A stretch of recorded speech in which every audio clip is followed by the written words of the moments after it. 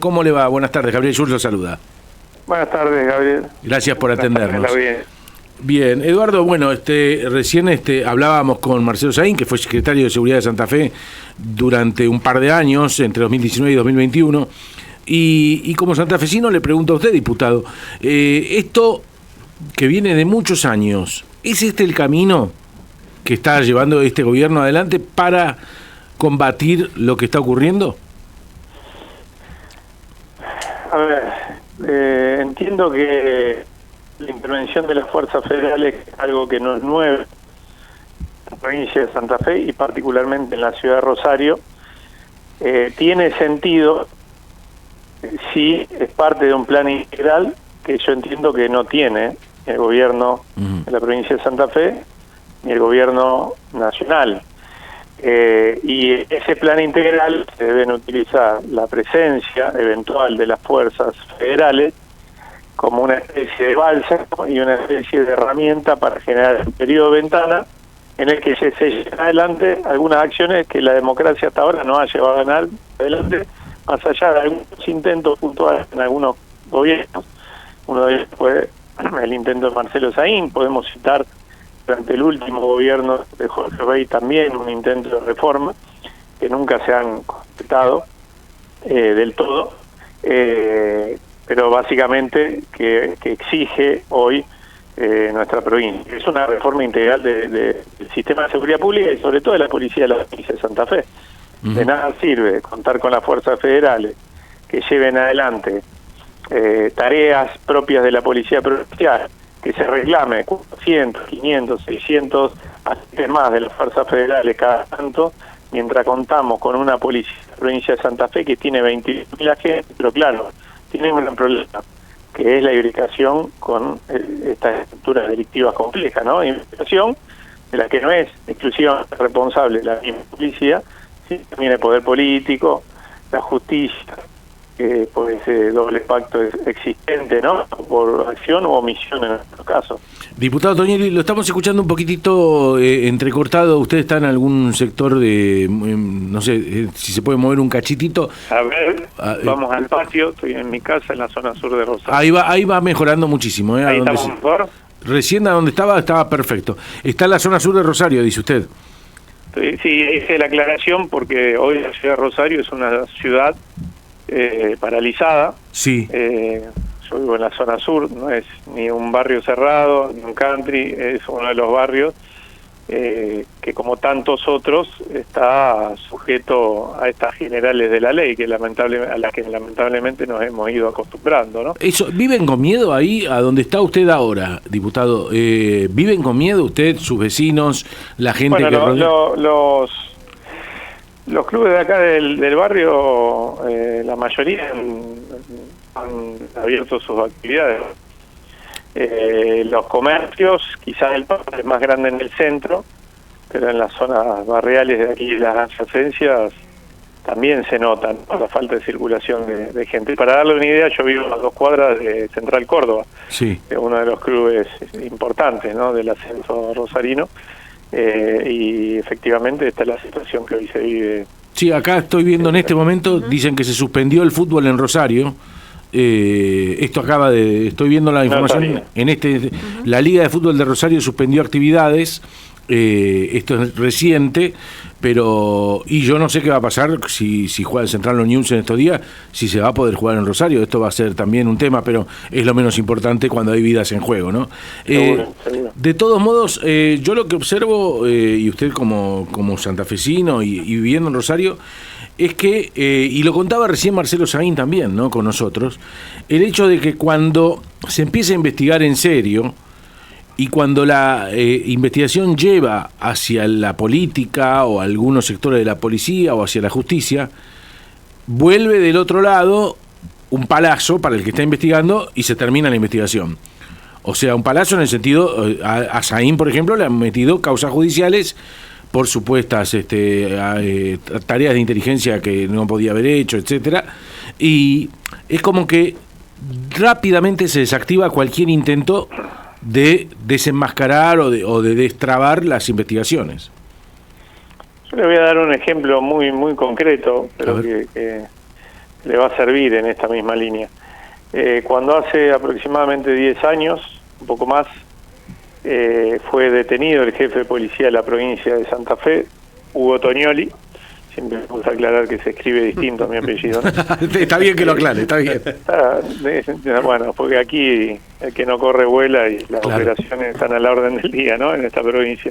Entonces siempre lo aclaro, pero bueno, cuando se lo detiene, hubo algunos fiscales, uno en particular, Juan Patricio Murray, es bueno recalcarlo, así como a veces decimos lo contrario de otros actores judiciales, políticos, institucionales, un fiscal federal que fue a fondo con esas investigaciones, que no solo sostuvo la acusación contra este ex jefe de policía, sino también logró que, entre otros, se encarcelara a Delfín Zacarías, que era un pez gordo del narcotráfico de la región, ¿no?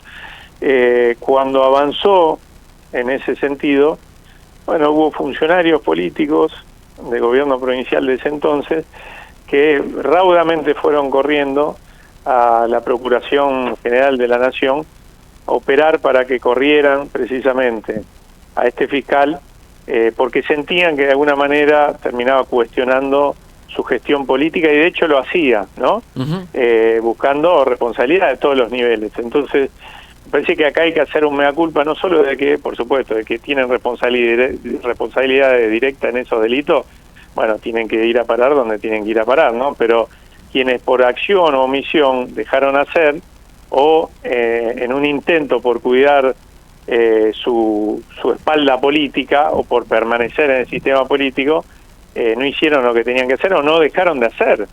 Dejaron hacer a sectores de la justicia que, como muy pocas veces, mostraron honestidad, probidad para ir al frente y detener a estos narcotraficantes con o sin uniforme, ¿no? Este fiscal, ¿qué es? Porque esto que está contando usted es gravísimo. Es fiscal, sigue siendo fiscal, pero lo corrieron de las investigaciones, lo mandaron a otras funciones a nivel nacional dentro de la justicia federal. Pero doy un ejemplo concreto de alguien perfecto, sí, claro. que yo rescato con nombre y apellido, porque hizo lo que tenía que hacer, cuando siempre cuestionamos la mora, las dudas, las complicidades a veces de actores de la justicia. Entonces también es bueno rescatarlo a quienes sí fueron al frente y señalar que se lo intentó frenar y en los hechos se lo corrió de esas investigaciones, ¿no? Entonces me parece... No, y está bueno que esto que dice diputado Tognoli, perdón, es que fue hace más de 10 años. O sea, esto no es un problema que surgió ahora de estos últimos días, lo sabemos, pero está bueno recordar cada tanto que esto no se inició. Claro, es que la tasa de homicidios en la ciudad de Rosario se empezó a disparar en el 2009. Se empezó a disparar, a crecer exponencialmente, y ahí pasó a estar 3, 4 o 5 veces por encima de la media nacional, y más allá de altas y bajas. Por eso a mí me parece que a veces no es buena consejera la soberbia de señalar a un mes de gobierno, mirá, bajó la tasa de homicidio en tal parte de este tipo de homicidio, etcétera, porque esto es una película, ¿no? Claro. Y las fotos son eso, son una foto. Entonces la tasa de homicidio en ese 2009 empezó a crecer exponencialmente, nos puso 3, 4, 5 veces por encima de la media nacional, y siempre que bajó terminó subiendo, es como una especie de serrucho, pero siempre al alza, ¿no? Entonces hay que hacer un buen diagnóstico de esto, ¿no? Y si ese diagnóstico incorpora uno lo que... Otra vez lo estamos perdiendo, diputado. Ahí lo estamos perdiendo otra vez la señal, ¿eh? Hola. Ahí vamos. Si ese diagnóstico no incorpora, uno, la necesidad de una reforma integral de la fuerza de seguridad, la necesidad de romper el pacto entre delito, fuerza de seguridad, política, justicia. 2, si no mejoramos las tasas de esclarecimiento de los homicidios. En la ciudad de Rosario se esclarecen 5 de cada 10 homicidios, una tasa muy por debajo de lo que de la que tienen otras jurisdicciones de la provincia, incluida por ejemplo la provincia de Buenos Aires, que tiene también una tasa importante de homicidio, lejísimo igual de la de aquí, ¿no? Pero la tasa de esclarecimiento de Rosario es de 5 cada 10 homicidios. Si de 10 homicidios se esclarecen 5 y hay 5 homicidas que siguen circulando, y en general, porque no hablo de homicidios como femicidios o riñas vecinales, etcétera, que en general son los que más rápido se esclarecen. Hablo de aquellos que llevan adelante estructura delictiva compleja. Si los sicarios que se hacen cargo de esos delitos siguen circulando, la mitad de ellos, bueno, se arma una bola de impunidad y crecimiento de la tasa de homicidio imparable. Tampoco tenemos un sistema judicial que llegue con claridad a esclarecer la parte de estos delitos complejos que refiere a los delitos de guante blanco, porque esta estructura tiene jóvenes que matan y mueren por los negocios en los barrios, negocios cuyos dividendos se los llevan otros que no viven en esos barrios. Por supuesto. ¿No? Hace muy poquito terminó condenado en una causa judicial por lavar dinero del narcotráfico un señor de apellido Shanahan, que fue director del puerto de Rosario, que es un cargo político, en articulación entre la actividad política, entre el Estado y los actores privados del gran capital, para ponerle un nombre para que ustedes hagan una idea gráfica de eso. Entonces, y por último, una política que también es ineludible en una ciudad como Rosario, pero que este gobierno nacional está dejando de lado, que es la de atender la necesidad de integración sociourbana de los barrios, con la excusa de los fondos fiduciarios, con que grabó y que, etcétera, dejaron 19 obras que se estaban realizando en barrios populares de la ciudad de Rosario sin hacer. Una de esas obras es en Empalme Granero. ¿Cuándo empezó esa obra? ¿Se acuerdan el año pasado cuando mataron a un nene chiquito? Sí. En ese barrio, producto de una reyerta donde involucraba un búnker, etcétera. Ahí el Estado Nacional en su momento decidió, además del desembarco de las fuerzas federales, meter obras de urbanización en ese barrio tan popular y tan populoso de la ciudad de Rosario como es Empalme Granero. Esa obra está parada, entonces necesitamos un abordaje integral. Lo que pasa es que todo esto que está escribiendo el diputado Eduardo Toñoli desde Santa Fe, desde Rosario, se da de bruces con la realidad que está planteando el gobierno. Yo en este momento estoy viendo ATN y La Nación Más, ambos transmitiendo la llegada de las fuerzas federales a Rosario con Patricia Bullrich recibiéndolos, televisado esto.